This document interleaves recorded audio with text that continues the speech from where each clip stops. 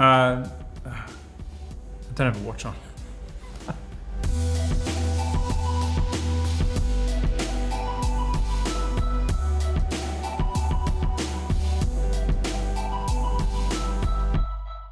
So it is a little bit awkward. I start the video without a watch. The good news is I can now choose which of these Seiko Black Series to put on for this presentation. My choice is good. I have my all-time favorite Seiko, a descendant of the 62 MAS here to choose from. I have a descendant of the Willard and I have a descendant of the Marinemaster. It's an easy choice. I'm going straight for my trusty SPB. Well, this one's the SPB 253J1. Mine is the SPB 143. This is going to feel quite familiar at home, except it doesn't, because, and I'll explain why, because the wrist feel of this Black Series is very different to any Seiko I have ever tried. Now, what is the story here? What are we talking about? What is the Black Series? The Black Series is like a little micro museum of 3 watches that tell the story of Seiko and diving. Seiko began their exploration in dive watches in the early 60s or the mid 60s in 1965 with the 62 MAS, which has all the hallmarks here on this version. And then it continued through to 1968 with the Marinemaster, which has been reduced and changed here. We're going to get into all these details. Be patient. And then lastly, in 1970, we had the Willard, and this is a watch that bears many of those hallmarks. So we're going to get to the specifics of each model. But before we do, I'm just going to give you an overview of some of the attributes across all 3. Let's begin. Okay, first thing you should know is that these are limited editions, but anyone that follows Seiko closely will know that a Seiko limited edition ain't quite the same as all the others in that there are 5,500 of each of these models. That doesn't mean that the watch isn't going to appreciate and sell out. We've seen that with plenty of similar editions to these. So there's still an urgency, but there's perhaps a little more time to make a decision or perhaps buy all 3, which is something I'm considering because I'm struggling. See, I'm going to talk about this little quirk that we're having here in no time at all. But that is the first thing you should know, limited to 5,500.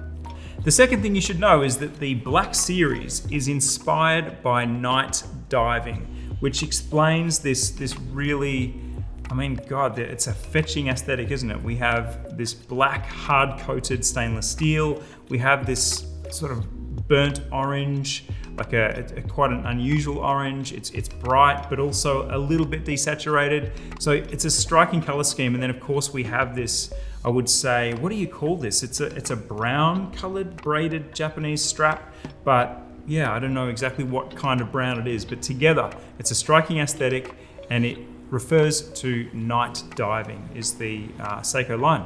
The third thing that you should know about these watches, all 3 of them, is that at night they come alive. We have 3 shades of Lume Bright. We have green, we have yellow, and we have blue, and they are absolutely iridescent at night. We have some shots taken by an amazing photographer called @WhitchWatchNext in Thailand, I believe. He is a master of the Lume shot. Check out how much these watches come to life at night. So that's something across all 3 that is a nice Easter egg. We hardly ever take Lume shots at Time+Tide. We need to do it more. This is an example of why. Right now, some pretty standard Seiko facts about these watches. We have an anti-reflective coating on the sapphire crystal glass. They're powered by the 6R35 movement, which has a 70-hour power reserve, and each watch is good for 200 meters of water resistance. As for whether they're numbered, yes they are. Your number out of 5,500 is clearly printed on the back. I did mention briefly in passing the quality of these straps. They are a Japanese braiding technique, so they have an interesting texture and pattern to them. They're very thick, which is something I'm absolutely going to mention several times because it really impacts on your physical interface with this watch. However, as I touch this, as I rub it between my fingers, it is the feeling of quality. It is definitely a very densely woven strap, so there's unlikely to be any fraying at the edges here, and also I would say it's fairly impenetrable as an actual fabric strap. It's very, very dense and thick. And with that preamble, I really should mention what impact this thick strap has on the way this watch wears.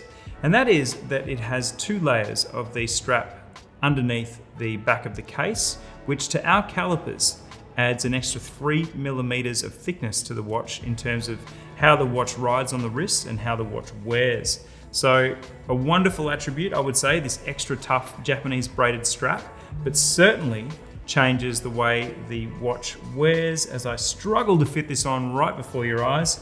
But it's something that's going to appeal to people because in terms of how it looks when it's all put together on the wrist, it is a feature. It is more than just a standard fabric strap. It becomes a really quite noticeable aspect of the watch. And again, it fits into this quite bold night diving color scheme.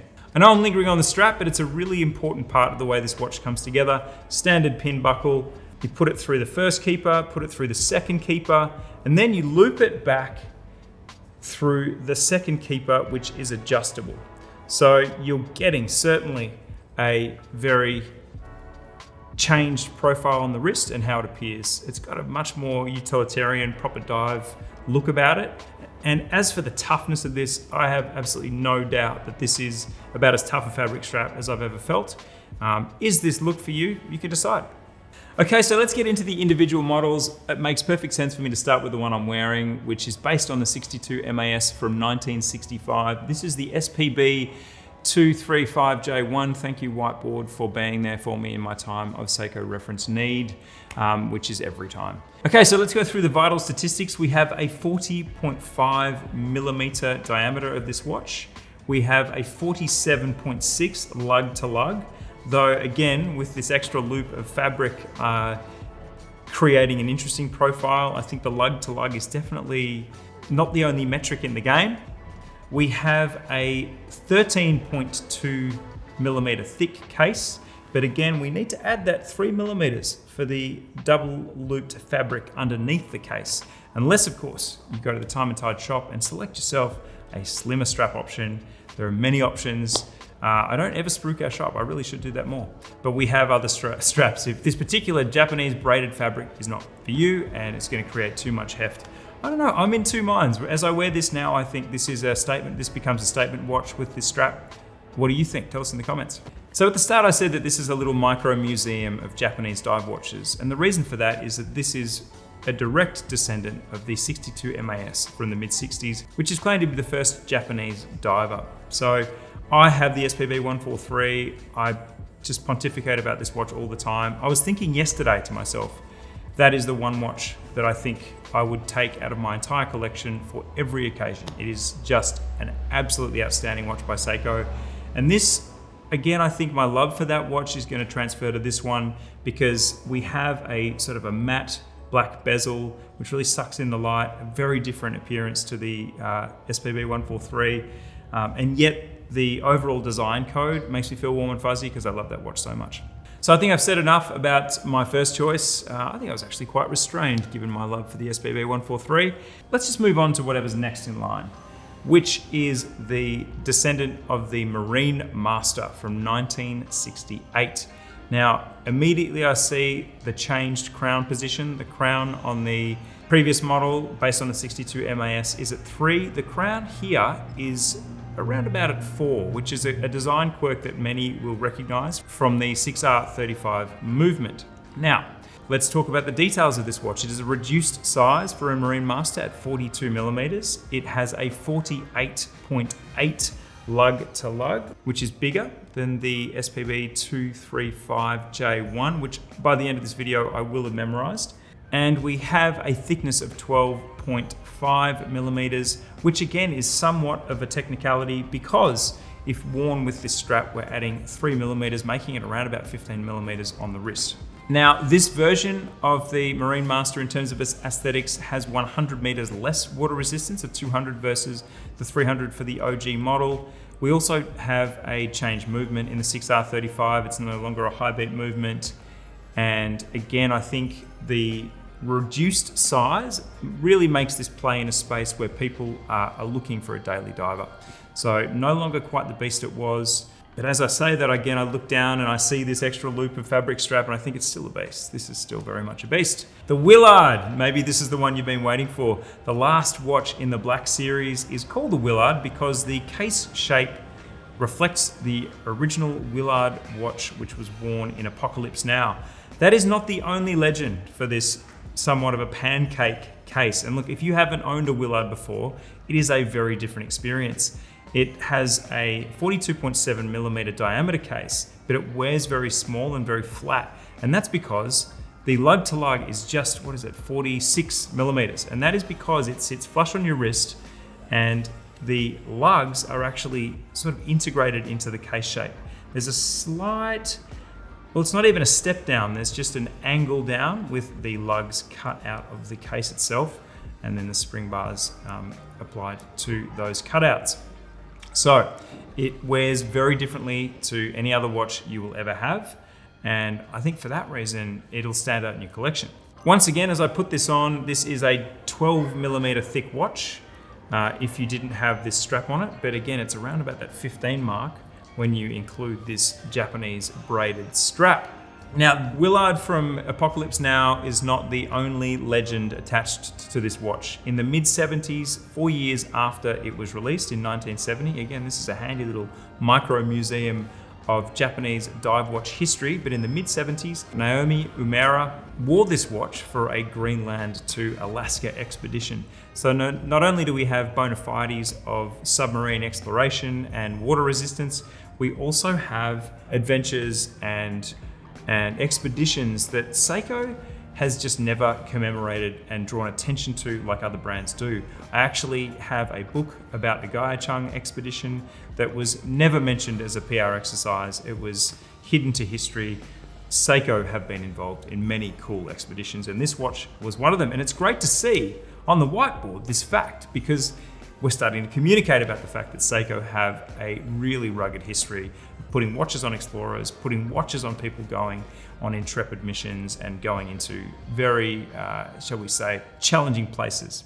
So there you have it, 3 new models, one based on the 62 MAS from 1965, one based on the Marinemaster from 1968, and one based on what is known anecdotally as the Willard from 1970. So there's a great choice of case sizes, of wrist fits, and they all come with this really quite extraordinary Japanese braided strap in an aesthetic that I find absolutely irresistible.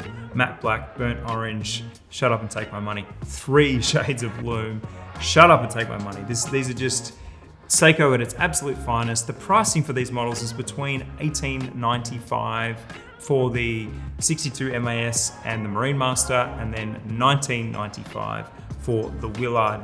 They are all, of course, legitimate divers. They're going to be watches that can be worn on your toughest and craziest adventures. And for that, I think, again, Seiko bring not only value, not only aesthetics, but also proper wrist ruggedness. Thanks for watching. Tell us what you're wearing today. Tell us what you would have chosen as your first Black Series watch to put on. And I can't wait to get down there in the comments and see you all. Thanks.